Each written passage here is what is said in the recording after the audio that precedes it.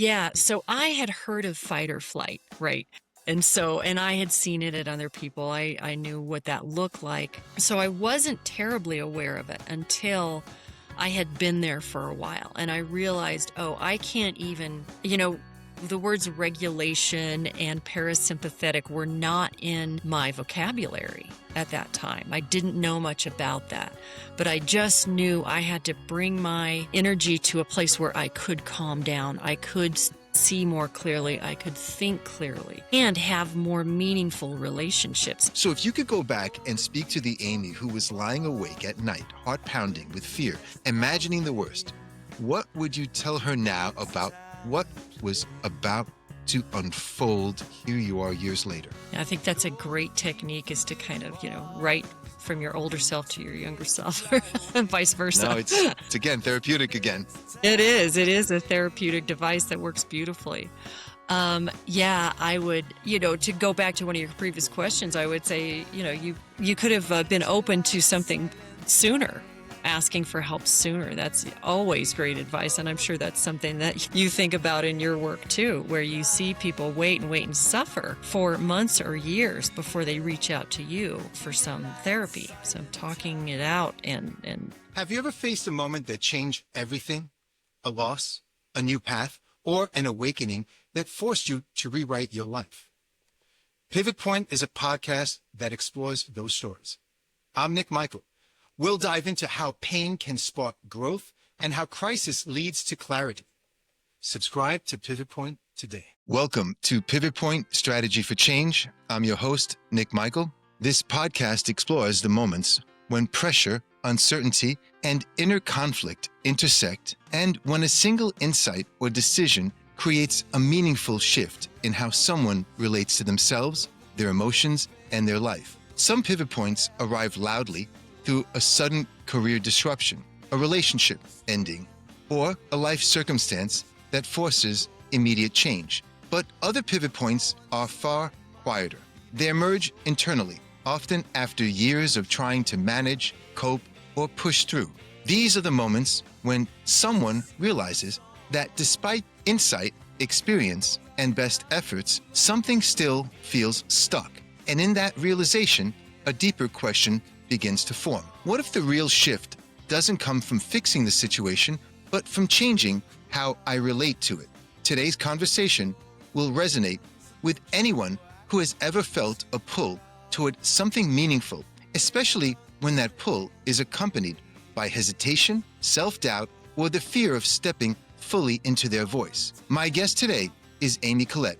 Amy helps speakers, coaches, and entrepreneurs become authors by guiding them through the process of turning their lived experience, insight, and hard-earned wisdom into impactful nonfiction books. Through personalized book coaching and her Unleash Your Inner Author curriculum and community, Amy supports aspiring authors from start to finish, not just with structure and strategy, but with encouragement, clarity, and belief in their voice. Today, we're going to explore the moments that shape us, the internal shifts that change everything, and how choosing to step toward meaning, especially during times of uncertainty, can become a powerful pivot point.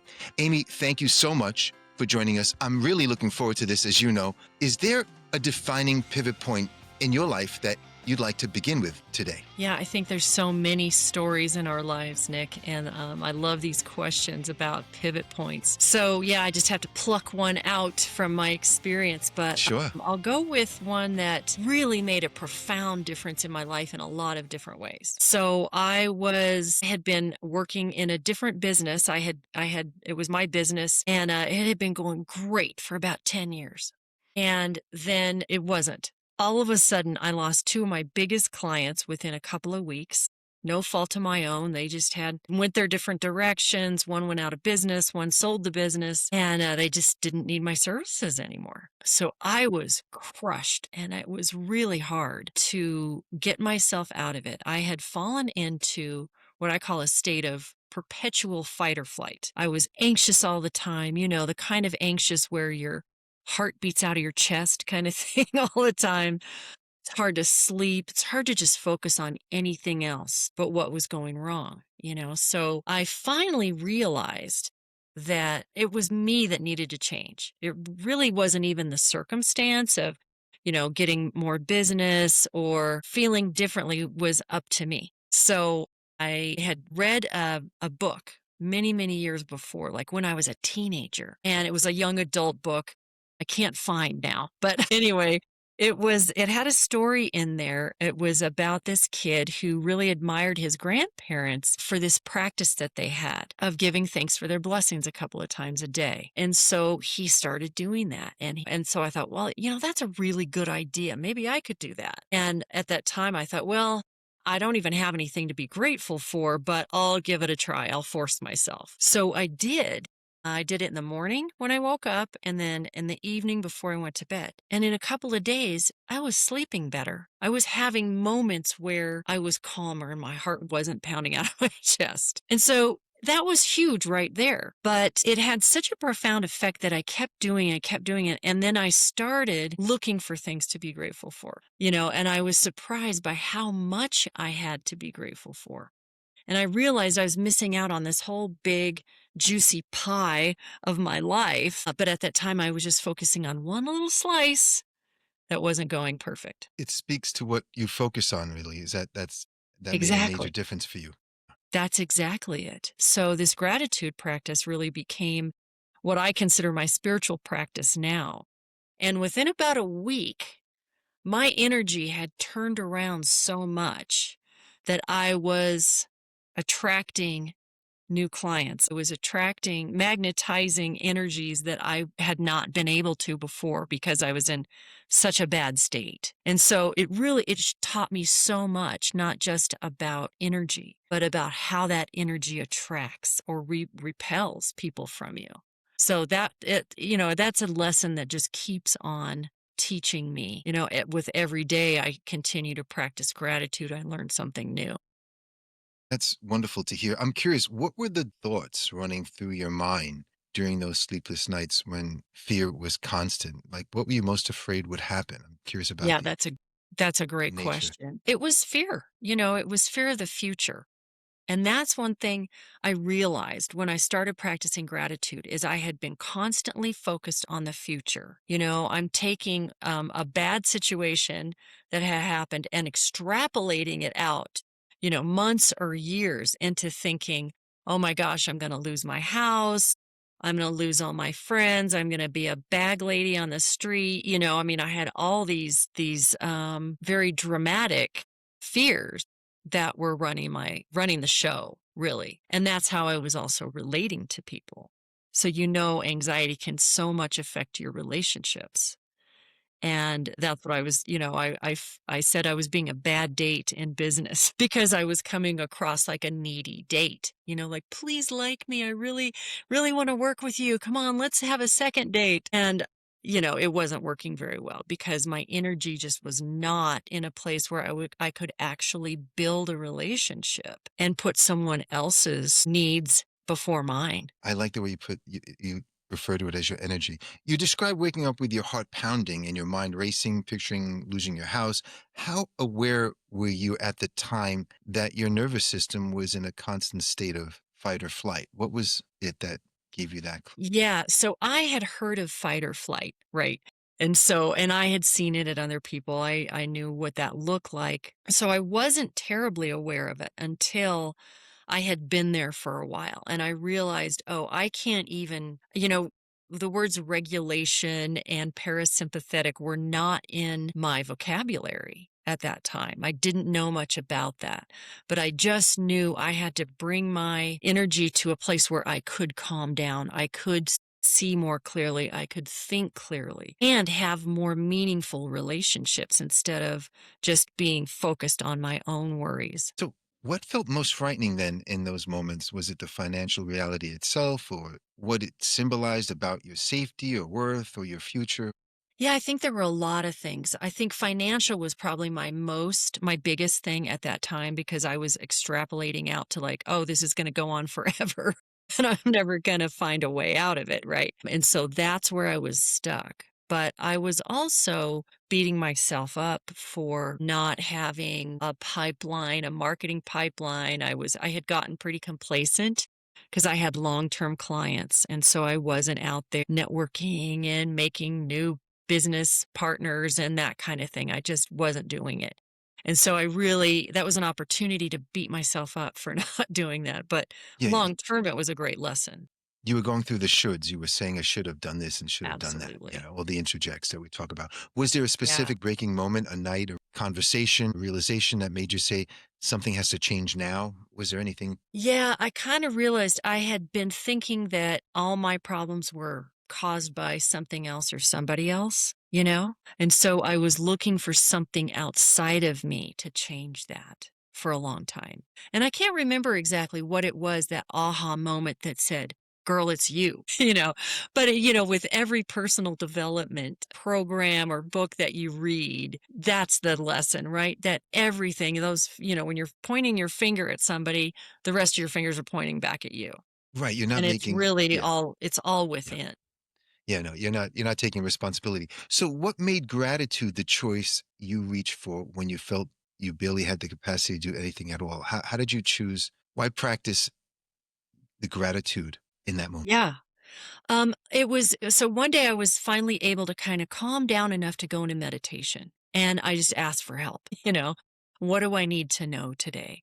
And this memory of the book I told you about kind of floated in, of this practice called, I think it's pronounced Hakarat Hatov Kind of. in the Jewish tradition. And I thought, yeah, it just felt like something I should try. Even though I was skeptical at the time about it, I didn't think really anything would work. But I thought, well, it's worth a try. So it was just kind of a gift from the universe, I feel like, that just floated in that day. And I was sick enough of feeling bad that I just wanted to feel a little bit better. Yeah, And you were I sick thought, and tired. Yeah. that could make me, I wasn't even thinking about happiness or joy or anything like that. I just wanted to feel a tiny bit better. And so that's really did the trick. So, what was it like in the early times when you would, early days of when you were doing it? Did it feel forced or fake? And then what kept you going? Because sometimes we go through the motions until we finally feel it. I'm wondering if that was what Yeah. happened for you. I'm a big believer in trying things, faking it till you make it Yeah.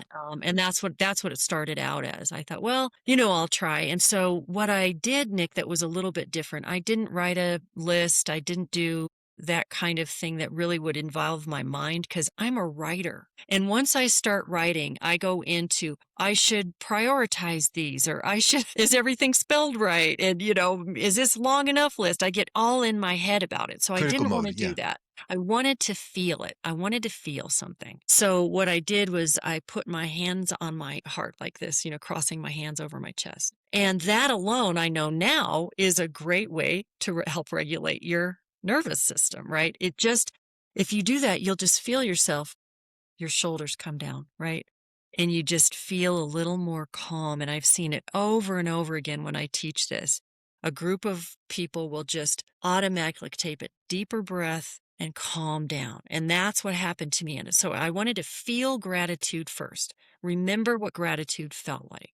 So that's what I did. I just took a few deep breaths and felt gratitude. And then all the things started coming into my mind. And my beautiful home, my wonderful husband, my friends, my old dog that I got to walk every day, all these things. And I thought I was kind of overwhelmed because, like I said, I didn't think I had anything to be grateful for. And I realized I did. So that was a big eye opener. And that's what kept me going. I thought, okay, that felt pretty good. I think I want to do that again tomorrow. It sounds like you had a really significant impact almost immediately when you first tried it. Yes, I Like have it to had say it it. did. Yeah. Yeah, So, just even to get that calm for a few minutes, because this takes 2 or 3 minutes. It's not a long right. process, but just to get that break in the anxiety was wonderful. And so that's what made me stick to it, because that was like it was a high point of my day, really.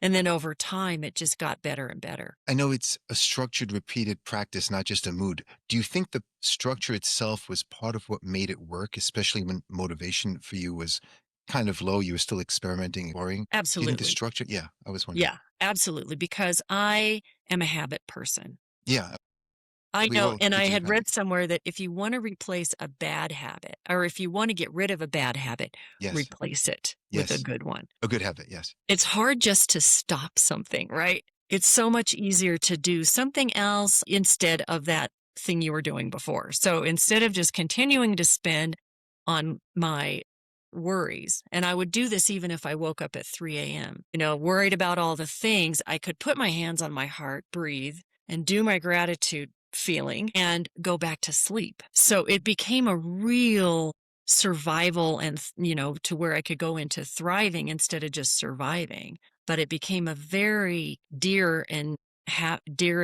practiced habit with me. And, so much that I ended up writing a book about it. Yes. Yeah, the book is amazing. I read the book. Was there a part of you that resisted the idea that something as simple as gratitude could possibly help you in a situation so serious? The critical mind will kick in and say, "What? Yeah. That's This it? silly habit that's just 2 Yeah, minutes a day. this is what Right. The brain, always yeah, knows best or thinks it yeah, does. So, oh yeah, I was, that's what I meant when I said skeptical. I thought, well, it's worth a try, but how much difference could it really make? I had no idea because I thought, oh my gosh, do I need years of therapy to get out of this? Do I, what do I need? But I thought, well, in the short term, I'll try this and see what happens. You're listening to Pivot Point Strategy for Change. If today's conversation resonated with you, take a moment to subscribe to the podcast and leave a review. It truly helps others find the show and supports the work we're doing here. You can find Pivot Point Strategy for Change on Spotify, Apple Podcasts, or wherever you get your podcasts. And if you'd like a deeper dive into the work we explore on the show, I invite you to visit my Substack page where I share in-depth articles and reflections. Yeah. When did you recognize then that, let's say, you had more control over your nervous system or that you could feed your nervous system something that, it needed so much of? Like, it must have been like realizing, wow, why couldn't I do this sooner? Like, did you Yeah. feel a loss like if I only tried this sooner? Like many people say, they wait to do things until the very end or when there's a dire, desperate need. Yeah. Did you have any of that? I'm curious. It's interesting. At that time, I didn't look back and say, "Oh, man, I wish I would have done this sooner." I was just so happy to have found it because I was finding increased happiness. I was having moments of joy and I realized I had become a real hermit. I was isolating. As it happens when you start feeling depressed or anxious, you can really just feel more safe in your own little environment and not invite people in or go out of that environment. So I realized I was doing a lot of those things. So it just opened up my perspective more than anything. And that perspective helped me find more things to try, little practices, and start sharing it with other people and then seeing a difference in them. So yeah, I'm a big believer in habits and just in that structure. Yeah. You mentioned moving from relief to love to joy and then peace over time. How would you describe that evolution? And what did it teach you about healing from within? Yeah, yeah, you had asked me about the nervous system too. Like I said, I didn't know that much about my nervous system, but I did realize I had control, because I think the first feeling was, oh, I just get a moment of relief from feeling the anxiety, right? And knowing that, oh, maybe I can replicate this, maybe I could draw it out, And so when things started turning around within a week, I start getting calls with new projects and offers to travel with friends and all kinds of things were opening up to me that had just been shut down for months. At least I thought they were shut down. Right, right. Either I wasn't seeing them or I wasn't attracting them. And so that made a huge difference. And I thought, wow, this really makes a difference. And it's me doing it. It's not coming from outside. So it was that realization that I did have some control and that we all have that control, that gratitude and any feeling that we feel is actually a choice. And that struck me because here's the big change that you just made me remember, Nick. And that is, I really thought that I was just the way I was. Take it or leave it. you that I was this way. I was grumpy in the morning. I need my coffee before you talk to me, all that kind of thing. And after doing this, I realized, oh, I am not naturally grumpy in the morning. That's a choice. Choice. That's Yeah. something I decide to do or not every day. And I'm not that way anymore. I mean, I'm one of those obnoxious morning people. But you need your routine, is what you're saying, which is most of us do. Yeah, because I made that a habit. When you start out with gratitude and you start out feeling good, you don't need coffee to wake up. You don't need to be grumpy and nasty in the morning because you feel good. I'm impressed with how you, in such a short time, it made a significant difference because very often people get stuck in the why. And when you work with someone clinically, they want to know why they're doing something. It's fascinating to hear your perspective on this and how it made a significant impact and change in your life by focusing on the skill and what to do and go back to gratitude, which is written about thousands of years ago. And here you are, a simplistic concept, and you're implementing it on a daily basis with skepticism. And you're a thinker. You're critical. You're a left brain. You're a right brain too. You can combine the both, but you were willing to give up and give it a good, honest effort, which is just fascinating to hear, and which is why what attracts me to the work I'm doing now and looking to bring your story to others is because it could be just that simple, just to begin that way. Yeah. And it's just amazing. What started to change then in the rest? Did it have an impact on other aspects of your life? Personally, you said professionally. What else did you notice? Yeah, what made me realize that it was that I was pushing my relationships away, even my closest one with my husband. When I get up and I'm grumpy in the morning, that's not very attractive. It's not really fun to have a conversation with somebody like that, right? So I realized that in my relationships, I was either pushing them away because when I'm under stress or I feel anxious, I don't reach out for help. I'm not calling people to say, "Hey, let's go do happy hour or let's have brunch," or I'm hunkered by You go myself. inward, I which go is inward for yeah, sure. because Yeah. you seem to be, and I know you must be someone who's self-reliant. So you're not going to sit and Mm, reach out. I'm going to take care of it. So right, that's right. almost learned, and you've embraced that. Yeah. Yeah. Yeah, all that childhood stuff that makes that No, no, happen, right? but you know what is how can I put it? When I work with people who are deep thinkers or critical thinkers, they're very effective at what they do, and they get very much into their head.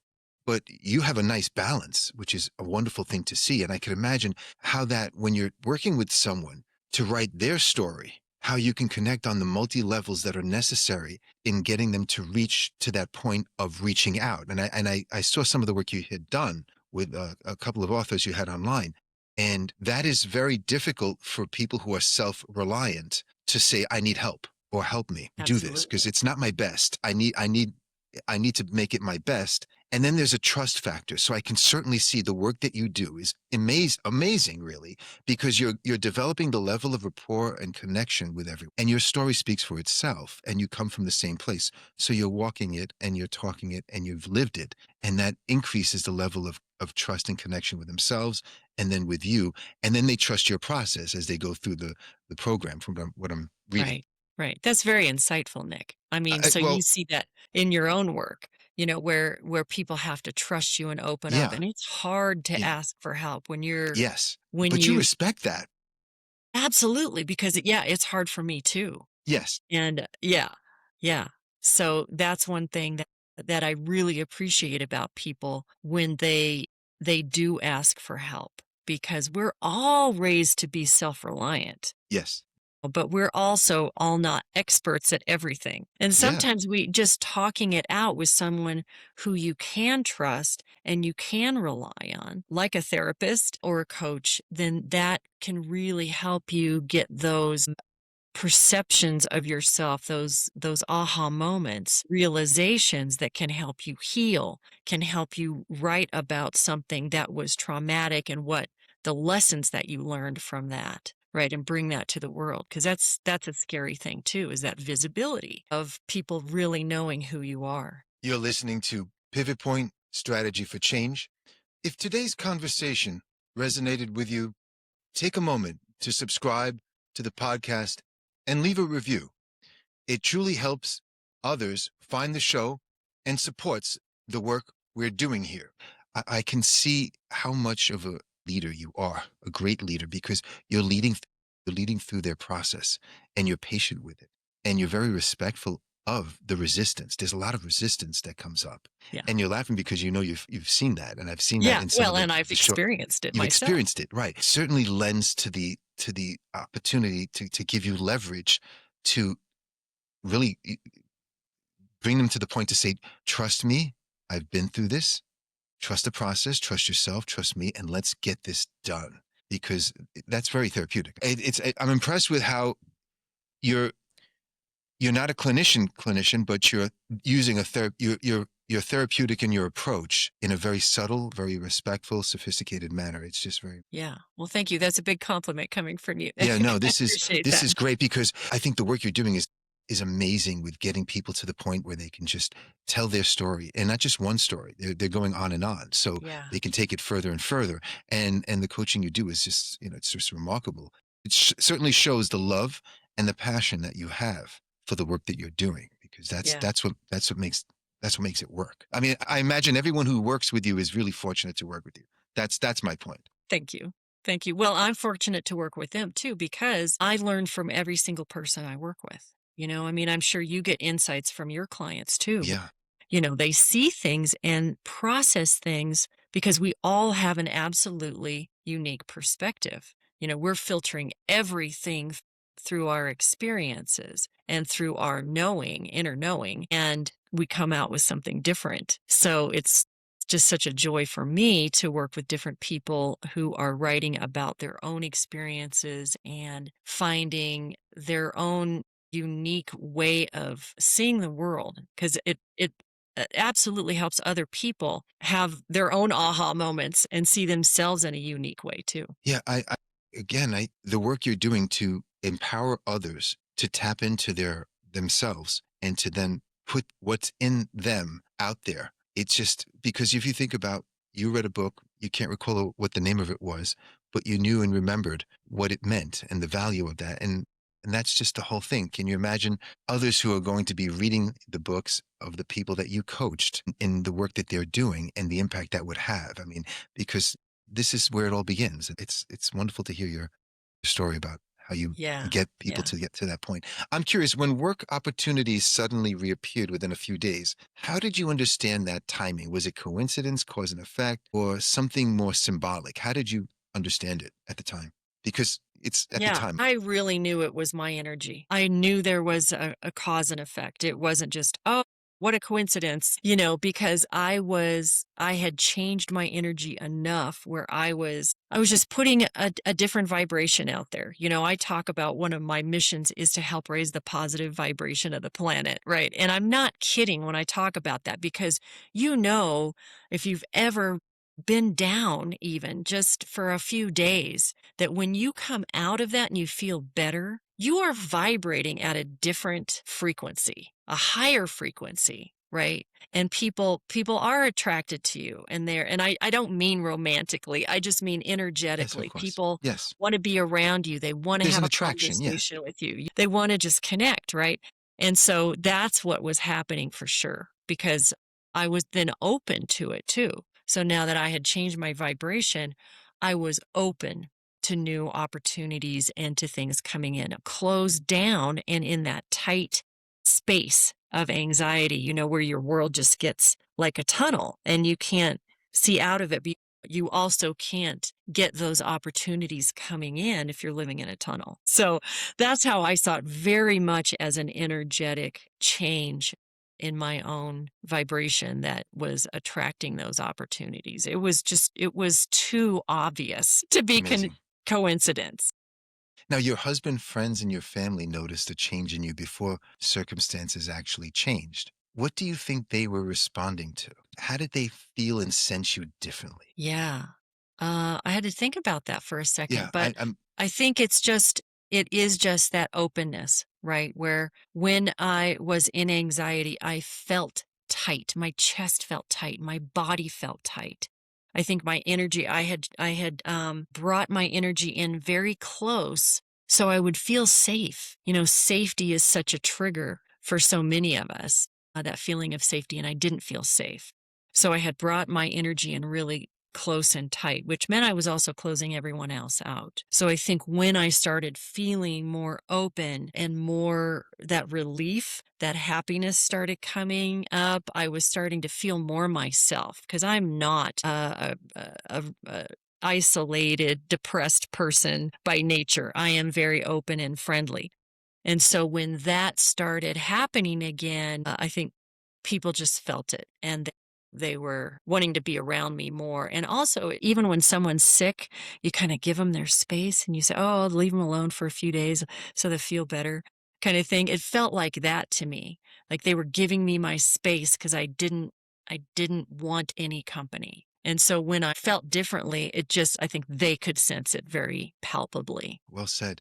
I mean, you've described yourself as being a joyous person rather than just someone who practices gratitude occasionally. When did gratitude stop being something you did and start being who you are? And is that the same shift you help others, like other authors, make when they stop trying to write the book and start seeing themselves as writers? Because, when they embrace that, I'm a writer now. Now I could. Yeah, that is a very insightful question too. Yeah, I think I started realizing after probably a few months of practicing gratitude and telling people about it. I mean, I became like the poster child for gratitude.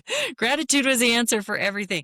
And for me, that's honestly true that it has been it become really a focal point of my life. And so if I'm struggling with anything, I go to gratitude first. So I became really the person who was always talking about that and just found more and more joy in that. And I think for it became my identity. I think that's where you're going with that is it became something I so connected with. And that's what the authors who come to me to get their concepts out there, get their message and their story out there. They are compelled to serve others, to help others elevate their own lives. And so they're pretty on fire already about their ideas, but they're also scared about some things and telling some of their stories, which are not always easy stories to tell. How much of that story to tell, how to tell it, how to share it. And so that is really something that's fun for me to help them with because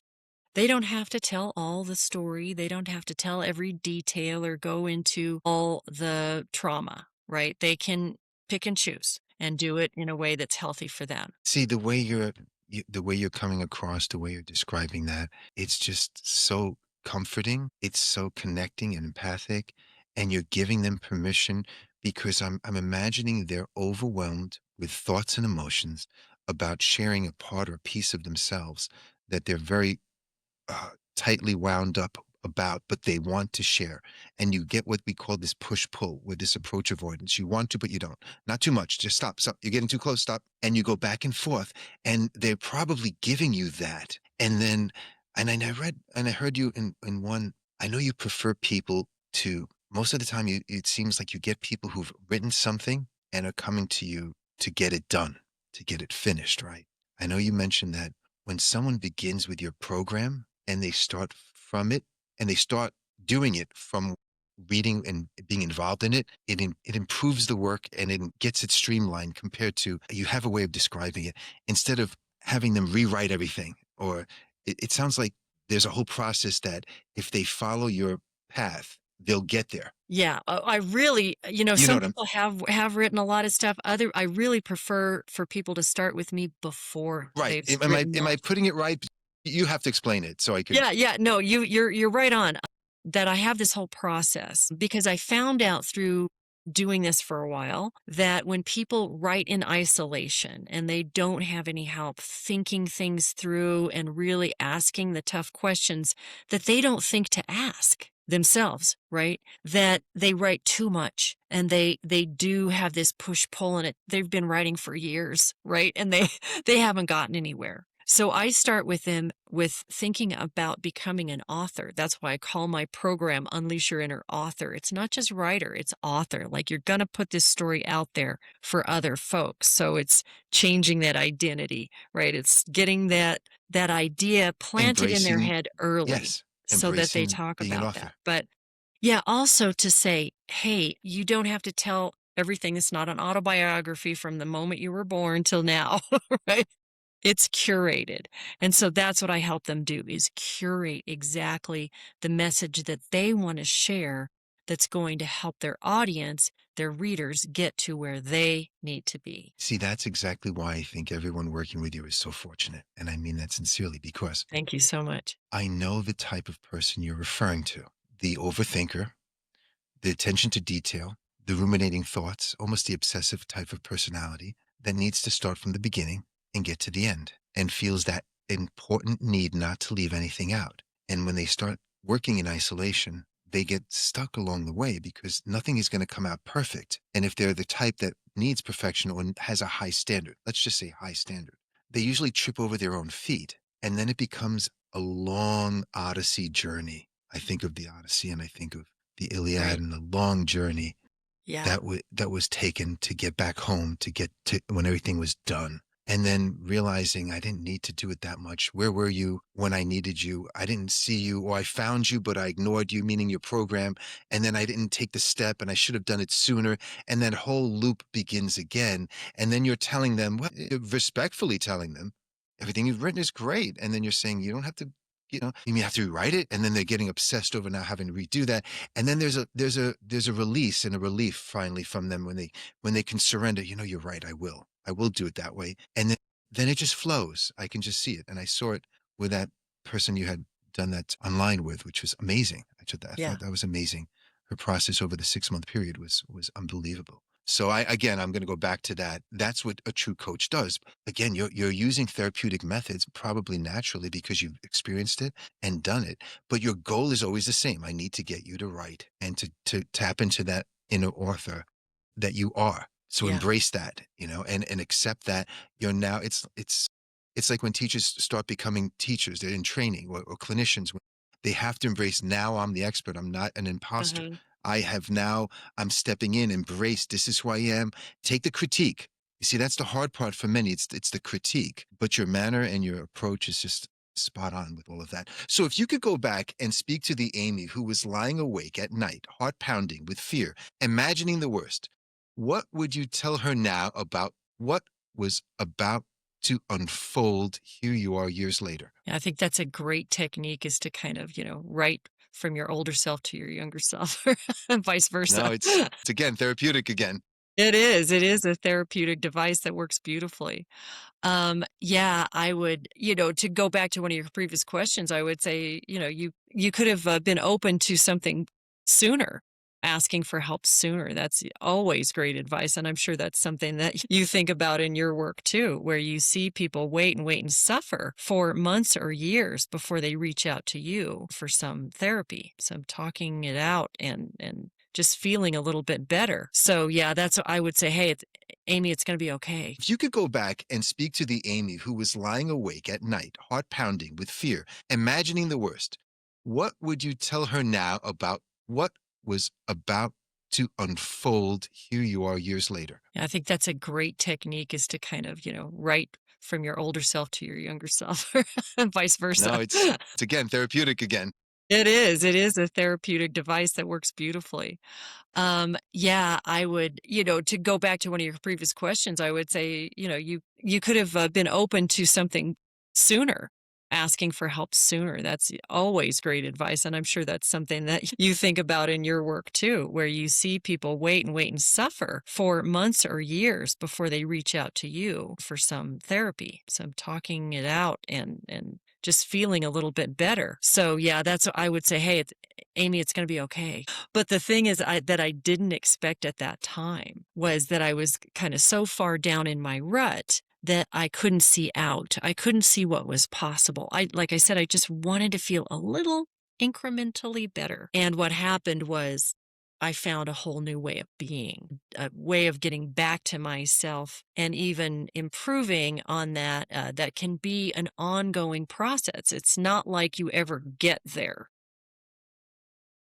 It is. It's a Personal journey. development and spiritual growth and all those things are an ongoing commitment to yourself. It's a self-love that you continue to do uh, daily if you can. Like I said, big believer in habits and that daily practice that gets you incrementally to a place you couldn't even imagine. So I couldn't imagine having the life that I have now back then when I was suffering through that and, just the impact that gratitude would have on my life. So, if anybody's suffering right now and they're thinking it's going to just be like this forever, that perspective that things generally get better is really great to have when you're feeling like that. And you can just try that gratitude practice for a couple of minutes, couple of times a day, and see what happens.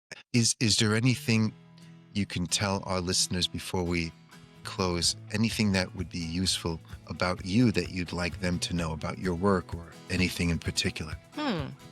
Yeah, I was really encouraged to find out that I could be as adaptable as I was. Flexible. That I could change and grow fairly easily. And I think some people don't really think that's true for themselves. And so I'd love for people to encourage people to be open to that idea, that things can get better, that they can take a little control today and have a couple of good minutes today that are going to grow into a few more tomorrow and the next day, and may grow into something you can't even imagine right now. So that's something that I couldn't see then and I can see now, and I want everybody to know. I appreciate hearing that, and I'm sure our listeners are thrilled to hear that. It's so impactful what you're doing. You're having an unbelievable impact.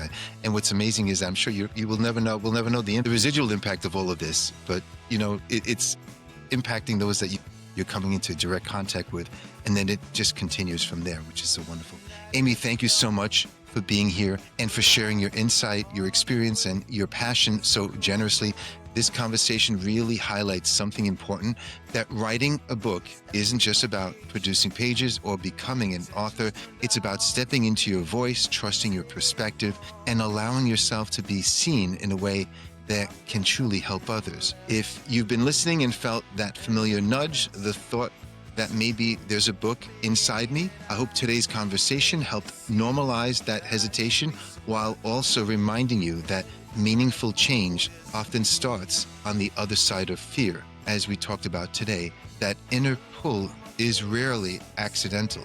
For those who want to learn more about Amy's work, explore her book, coaching, or connect with the Unleash Your Inner Author curriculum and community, we'll be sure to include the information in the show. And to everyone listening, thank you for joining us for another episode of Pivot Point Strategy for Change. Remember, growth doesn't always come from massive, dramatic shifts. Sometimes it begins with one intentional decision, one brave step, or one story you finally allow yourself to tell. Amy, thank you very much. I appreciate you spending time with us. And I know if there's other things that come up in the future, I look forward to hearing back from you, having you back on. There are other pivot points to talk about that you'd like to share. Thank you so much, Nick. I've enjoyed our time together. Until next time, I leave you all with one question. What's your pivot point?